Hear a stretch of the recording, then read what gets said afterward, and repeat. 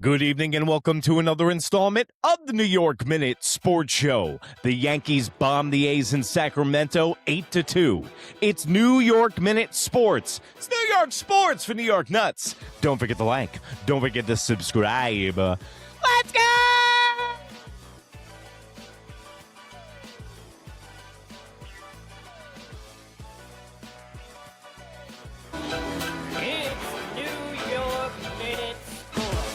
Well, there you have it, folks. Welcome to another installment of the New York Minute Sports Show. Don't forget to like, don't forget to subscribe, and don't forget to visit the New York Nuts merch store. That's the beautiful blue line underneath the video. The Yankees win 8-2, take care of business in Sacramento. They're scoring runs in bunches once again, but that's not the story tonight. Tonight's story is Carlos, scrambled eggs in my brain, chips in my elbow, Rodon, and his road back from injury. It's his third start back tonight, and it's his strongest yet. 6 innings pitched, 4 hits, 1 earned run, and 3 strikeouts. Now, Carlos Rodon does usually what Carlos Rodon does. He took the first batter of the inning and put him on base 4 times tonight.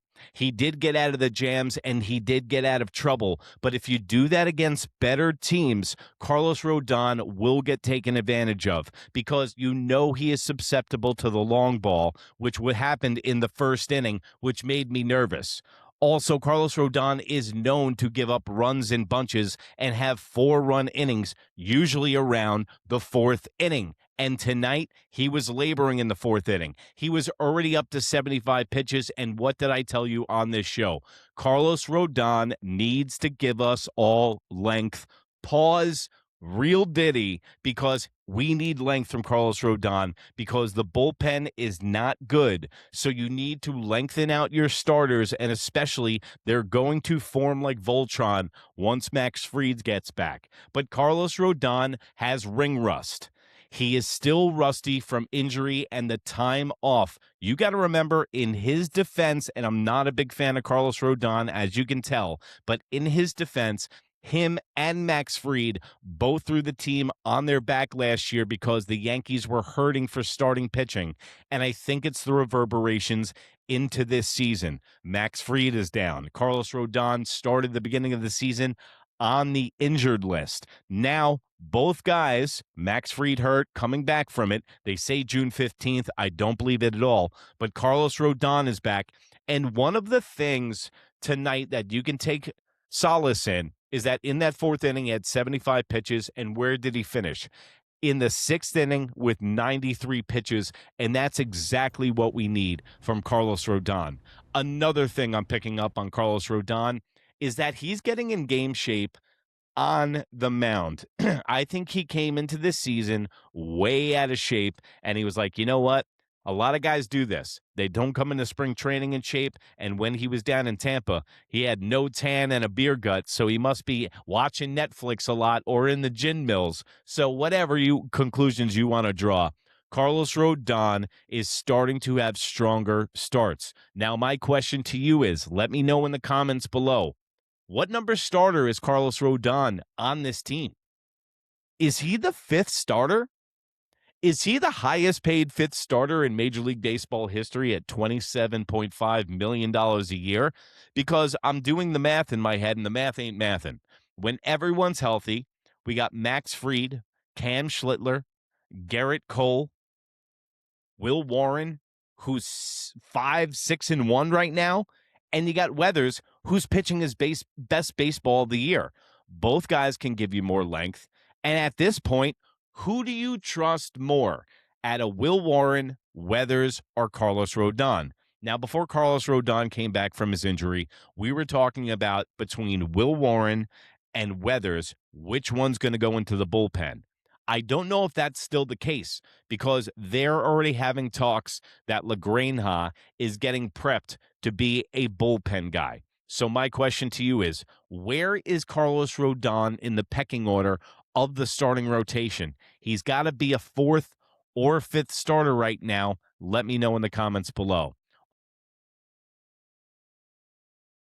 Also, we saw our old friend Luis Severino, who gave up all the runs in the first inning, and that's usually his MO. But he came out in the first inning. He got hurt. Reports were right arm soreness. I think they shut him down before he got hurt anymore. He had a little bit of arm discomfort, and I always like Severino. But the reason I bring this up is like, I'm sitting there on the couch and I'm going, all right, now the A's, they're going to dip into their bullpen, which is thin to begin with, and they're going to dip into the bullpen. And now for the rest of the 2 games of the series, the Yankees are going to be able to feast. They probably were going to be able to feast anyway, but now the bullpen's going to be depleted. What the A's do is they turn around and they use 7 pitchers. And I'm like, oh, shit, that's a regular game for Aaron Baboon Bubbles Buffoon. Wow. Who's been making moves that I like as of late. Trust me. Also, He really seems to care about what I have no idea. I've been getting called a flip-flopper. Listen, I can't be doom and gloom when the Yankees are winning all the time. And I have to give people props when they play well on this team.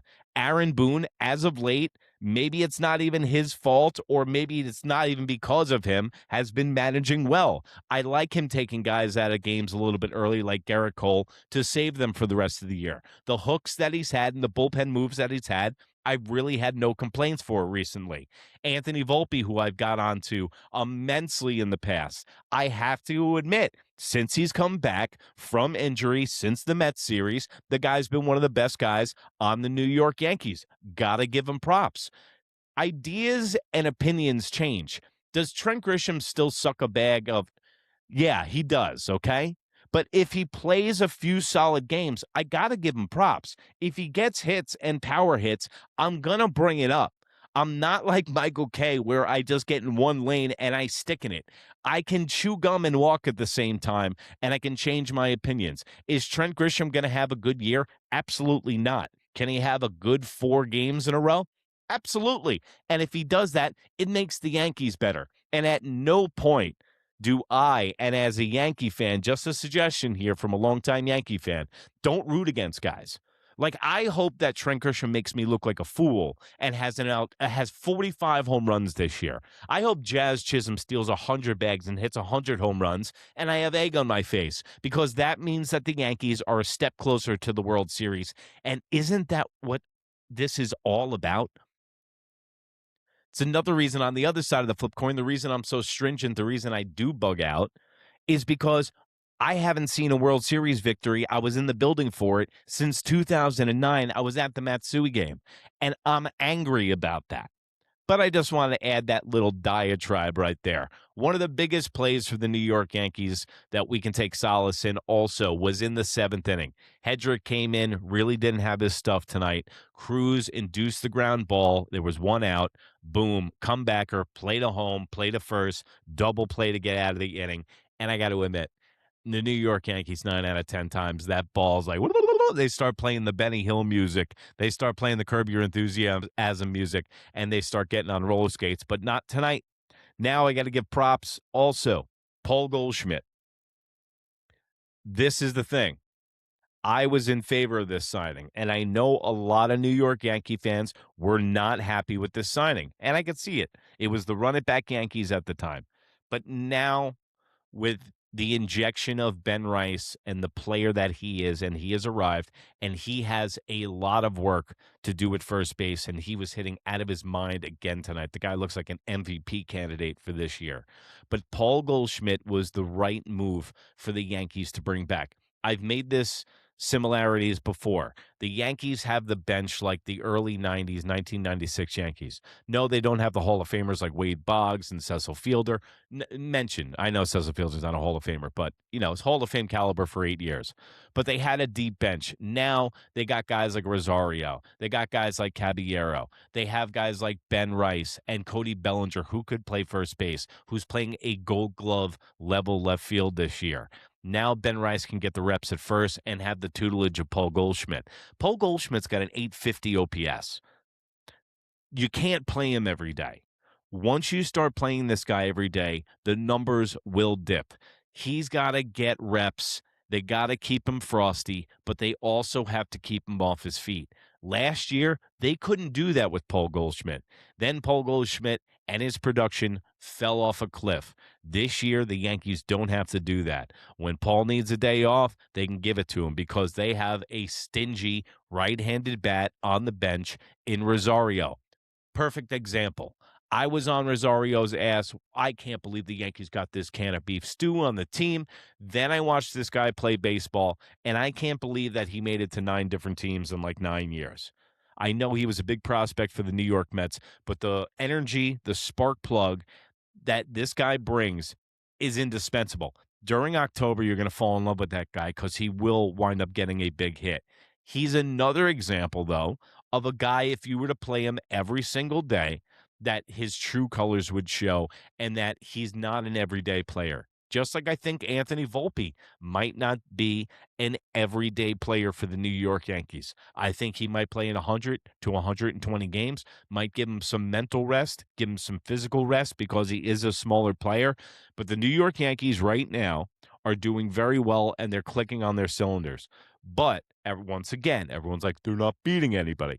They got to play the teams in front of them, all right? Now, mind you, before tonight's game, the Sacramento A's are like the third best team in the American League. Them and the Mariners just keep interchanging first place in the West, and they're 1 game below 500 now, I think.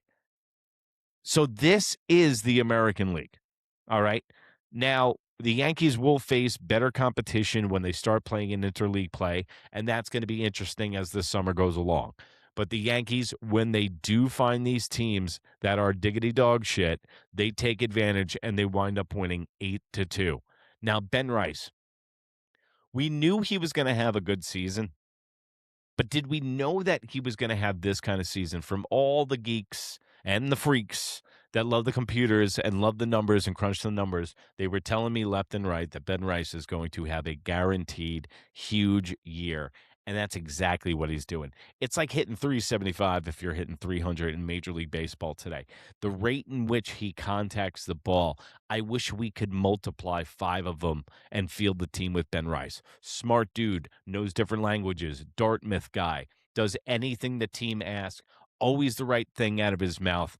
You can't complain about Ben Rice because also this is how good Ben Rice is, that you don't even remember Juan Soto being a New York Yankee because he has been the protection in that lineup for Aaron Judge. And Aaron Judge has had, for him, a down year. With the average, he's hitting 250. You know, even guys later in their career like Aaron Judge, the book gets out on him in the rest of the Major League. And in fact, I thought that the challenge was going to add to his arsenal of that outside slider, that outside strike that he always gets called on that's too low. But the guy never challenges.